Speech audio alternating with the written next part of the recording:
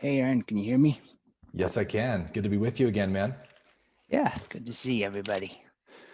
Um, by the way, I wanted to tell you I appreciate your patience because what I'm seeing is we all keep asking the same question over and over and over. Like that's really what it is. It's what it is for me. It's the hmm same question, really. At the heart, it's the same question over and over. So I'm going to ask you the same question again. Yes, let's do it. It's the same question with different disguises, right? Yeah, it is. It's just who am I dressed up in different words.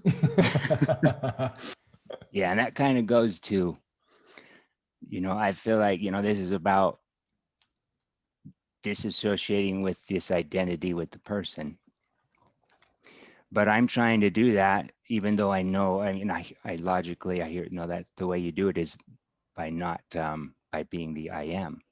Mhm. That's how you disassociate it. Because what I do is I still get lost as the person trying to not be the person. So my person's doing all this searching and asking and thinking that it's going to come to an understanding of I am. And it's impossible, though. I feel Yeah, like there you the, go. the person will never understand the I am. So this is an endless loop for me to keep pursuing understanding the I am as the person, Yes. which is why the only thing that works is practicing spending your time as the I am, right? hmm Going hmm there. And that is the only way that you'll have um, any realization of it. Um, and so that here's the conundrum that almost says, why am I even asking anymore? Just go spend time as the I am. hmm Why do this search? There's kind of a dark side to it in a way because you're like, stop trying so hard and just be the I am. hmm Like stop coming to these meetings, but I hmm don't want hmm to. I still get hmm joy out of the meetings. But Yeah. part of me is like, what's the point? The hmm person's never going to arrive. So Right. stop trying to think the person is going to arrive. It's not. So, You're on it, man. yeah. Um, so then, though, there's this quote by T.S. Eliot, though, to kind of bring a silver lining to this thing. And that is, he said, I'm reading it right now, but we shall not cease from exploration, and the end of all our exploring will be to arrive where we started and know the place for the first time. I kind of feel like that's how, if the person is going to have any understanding, it would be in that path, in that the person lets go of itself. And then finally, when the person lets go, then there's this realization of who you were, who you are, and you realize you're in the same place, but now you see it for the first time. You're still the person. You're not no longer the person. It's just that now you understand for the first time what the person is, I guess, and what the I am is. Uh, anyway, I just want to make sure I'm on the right track here. If you have any comments or thoughts. Have you ever had a lucid dream? Oh yeah, I used to practice lucid dreaming a lot. Okay. It got to the point where I would start, like you said, I would start confusing my dream memories with my real life memories Yeah. because I was doing it so much. It's like I had a double life. hmm it all appears to you as dreams, doesn't it? Yeah. Mm-hmm. So when you would have the moment of lucidity, becoming lucid, did you ever have the experience of, okay, I'm still this dream character, but now I know I'm the dream character? Or is it the experience of, oh, I was never this dream character?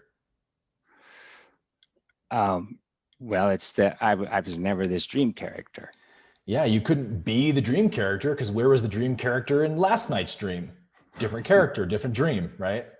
Yeah. So your recognition is not that you are the dream character, but that you're not. That's waking up. It's seeing what Mm-hmm. you're not that helps you wake up. So we talked about that idea of ego can't get out of ego. You can't, I say you can't use the Christ to seek the Christ. You can't try to realize who you are from what you're not, because you're looking at it from a false point of view. But you can see what you're not from the perspective of what you are. So I'm going to ask you a very simple question, and I want you to just give me the first answer that feels the most sincere for you. Chris, who is aware? I am. I think that I is the am. answer. So only I am is aware, right? Mm-hmm. So if you're abiding as awareness and witnessing thoughts, memories, dreams, stories, appearing, disappearing, if you're just aware of it, it must be the true self being aware, right? Yes. So realization is not a doing, but an undoing. We're never in the process of realizing the self. The self is already realized. We are in the process of unbecoming what we're not. We're entangled. We're in a trap of quicksand, and we're walking ourselves out of the trap. So it's the idea of we think something is hiding our reality that must be destroyed. So as long as we make it an obstacle that we feel like is truly blocking it, it will remain an obstacle. It will feel real. So we shift our perception by realizing, oh no, I just have a wrong idea in place. It's just a belief that needs to be corrected. That's all it really is. So we go to those 3 beliefs in the MasterClass and we just kind of hammer them home, because the ego's belief in separation, I am separate, that's the dream world of separation. And that belief in separation sort of manifests or plays itself out in these 3 different ways. The belief that I'm lacking something if I'm separate. Because I'm lacking, I must fulfill that lack. So that's the second delusion. I'm going deeper into the dream world, right? I've got to fulfill that incompletion. And then who must have the power to do so? I must do it myself. I must have control over the dream world. Really, you are the dream world, right? The character and the dream are one. There is no dream character without a dreamer, in the same way that there is no game without a player, right? The game and the player are one. Can you have a game with no players? No. Can you have a player without a game? Yeah. Yeah. I guess you can't. If you say the term player, I thought a person, you can have a person, but yeah, a player You is somebody definitely who can, plays right? a game. So yeah, you can't. Right. In the same way, there is no ego without the belief in separation. That's all it actually is. And because we believe we're separate, we infuse power behind that mental activity of claiming, because the claiming is the attempt to fulfill myself. I am incomplete, I'm lost, I'm separate from my source. So let me fulfill that by collecting things, ideas, stories, thoughts, feelings, all that stuff that enhances this sense of self. Ego believes that the more I enhance my sense of self, the more safe I am from this scary, cold reality I find myself in. But really, you are that reality, like the dream character is the dream. The escape from that delusion and the suffering is to realize the dream world and the dream character are one. There's no separation, meaning nothing can be lost, nothing can be gained. I am that, period. Okay. Wow. Yeah. You also made me think about, with that dream analogy, like you said, it's kind of like when you're having a bad dream, but you think you're the dream person. Mm-hmm. And then you become aware of it, and maybe you even have a lucid dream. That's where we're trying to reach, right? Where I guess It's not like I'm trying to become aware that I'm dreaming so that I can stop the dream. Yes. Which is what frequently happens when I do a lucid dream, by the way, though, right? But it's not that I'm trying to stop the dream. It's that I'm trying to become aware that it is the dream so that I can then turn it into an adventure of enjoyment. A happy dream, right? As the Course would say. What would I like to do with this dream? It's what we'd like to do with our lives. And when we pull ourselves outside of that perspective of the person, we then have the ability to do that. we pull ourselves out of our suffering, out of our thinking that you know, everything's on the line with this decision or whatever, Yes. stressing out about all these things. You pull Yes. yourself out of that, a new perspective, and you can get joy out of it finally, right? Yes. This is why I'm so passionate, man, about what I teach is like self-realization is the only thing that matters. Because as long as you are trapped in this delusional dream of being a separate person, you're going to suffer and you're going to miss out. And, you know, even that is serving a purpose, of course. But the whole reason the universe exists is for self-exploration. It's the source knowing itself out of pure joy, in the same way that a dancer is knowing itself as a dancer through the act of dancing. There's no purpose behind it other than the expression of myself and the discovery of myself. Like that's the nature of what we are. And it's so beautiful and rich and indescribable that once we realize who we are, we become lucid in this dream. Just like in a lucid dream, I don't know if you've ever had the experience, Chris, of becoming lucid in a nightmare, but I've had it happen once. And the outcome was exactly the same, except for there was even more joy upon realizing it was a dream than a happy dream becoming lucid, right? It's like the contrast gained, like slingshots the self further. It plunges it even further into realization of who it is. And I think Nisargadatta says this in one passage where it says, the self loves to overcome obstacles to its own realization.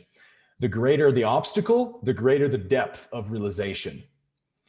So that's why people like Eckhart and Byron Katie, that had these amazingly profound awakenings, it happened because they were in such grievous depths of suffering that they were literally about to kill themselves.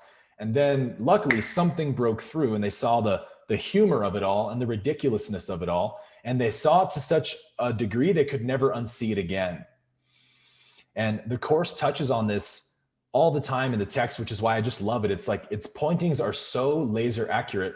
It talks about how the world transforms when you realize yourself as the Son of God. It's like you cannot possibly imagine how the world will sparkle with light once you know your own light. It becomes your mirror. And suddenly it's like this cold, dead reality that what's the point of it all? It's so cruel and everyone's so mean. This is ego's view of the world. All of a sudden, the world transforms and it's like the place I stand is holy ground. Like everything is sacred. Everywhere I look, I see the face of the beloved. And upon having this transformation myself, it's like I cannot stop trying to give it to others. I cannot stop teaching this. It's like I see it as your birthright and I so badly want you to get it that I'm just going to keep saying it and answering the same questions until you get it. Thank you for your patience. Yes. Thank you, Aaron. That's beautiful. Thank you. And, you know, I'll just say as we close this too, that in the Diamond Sutras, there's this exchange between the Buddha and the disciple who's asking questions. And he'll say stuff like, is patience a virtue? And Buddha will say, patience is not patience. That's just a concept. True patience is effortless. You don't even realize you're being patient, right? It flows out of the effortless being of the true self. Same with love, right? When you're loving someone, you're not like, oh, I'm loving this person right now, right? That would be the ego saying it. When you're in love, it's totally selfless. There's no concept of a you who does it. It just flows out of the nature of what you are. And everything that's natural and real is effortless. So all that to say, I totally appreciate your compliment, but from my perspective, it requires no patience at all. It's a joy. So thank you, man.